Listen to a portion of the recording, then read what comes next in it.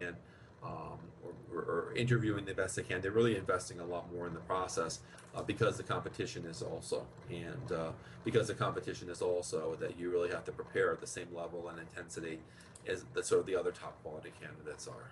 Gotcha. And finally, any advice to entrepreneurs going down this path specifically?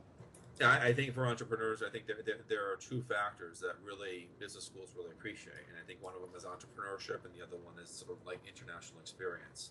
And those two things are really appreciated by business school, and particularly people who have been entrepreneurs, people who have actually taken the risk to go off for themselves, or people who have gone off had taken the risk to sort of go out live in a foreign land, and they maybe taken a different career path and the normal career trajectory than your standard person or your average person in your same career track would do. So people who are sort of a little bit more prone to risk are really appealing to business schools. And so I really encourage people who are entrepreneurs to apply. It's a little bit more tricky on many fronts, particularly on how to get a recommendation.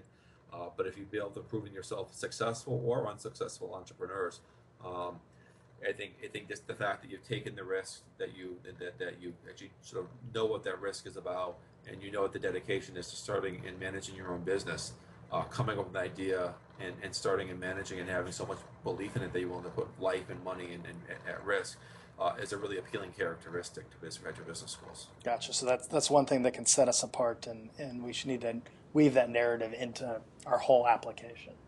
Yes, you need to really highlight even if it's, I mean, if it's successful, great. Even if it's unsuccessful, it's great too. And because you took the risk and you understand what the risk is about. You're not a person who's lived their entire life in the safety zone and then presenting that they're an entrepreneur. It makes it a little bit more. It makes it harder for admissions people to really believe that that's really truthful and they're telling the truth in the application, not just sort of giving a sort of lip service. Right. Yeah. Maybe projecting a dream, not maybe something that they'll really put into reality. I don't even think it's a dream. I think it's a sort of somebody told them that entrepreneurship sells in business school admissions. I think they read the wrong book, or they read last year's version. Yeah. Or they're getting, as we see oftentimes, getting really bad advice from people. Bad advice can really hurt you. Yeah. So it's the real deal in the application process if you're the real deal, not if you're Yes, just. yes, and it's fine if you're a corporate person, you want to be an entrepreneur. That's fine. You just have to make sure it's believable. It's believable. But if you're a totally risk averse person, also you're talking about going to a foreign land and starting a business, it's kind of an unbelievable stretch. Yeah. Yeah. Well, great. This has been awesome. So where can our viewers find Manhattan Review or you Well, online?